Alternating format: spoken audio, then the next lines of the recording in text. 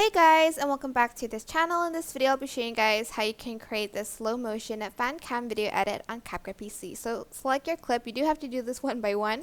Go to speed, go to curve, and go to customized, and you're going to select these two and delete them. So this one delete, and this one delete. You're going to select this circle. You're going to drag it down to around 0.2x speed, which is around here. You're going to then select smooth slow motion and select optical flow. You're going to just do that for all of your clips. Again, delete these and just place it down here. And again, smooth slow mo, optical flow. Again here. You don't have to press redo, by the way. I just don't know why like the dots are missing, which is crucial to the video. So I'm not sure where it went.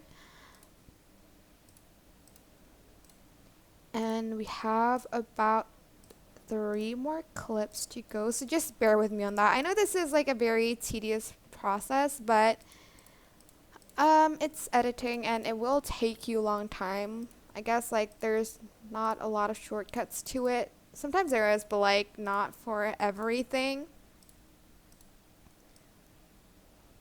Here and okay, we have like, I'm just going to delete this one. We have 2 more to go. Whoops. If that happens, just press it kind of like in the middle of it, so not only one like gets pulled down. And lastly, we have this one. Oops, almost forgot to delete these. Alright, once you're done with that, you are going to add in a video transition. So go to transitions and add in the white flash. Wait, I just saw it. I don't know. Oh, here it is. Select it and just drag it. You can adjust the flash as well here. I'm just going to leave it at that, and I'm just going to select apply to all so I don't have to do it one by one.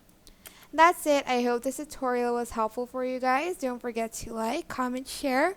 Oop, losing my voice. Don't forget to like, comment, share, and also subscribe to this channel if you haven't done that already.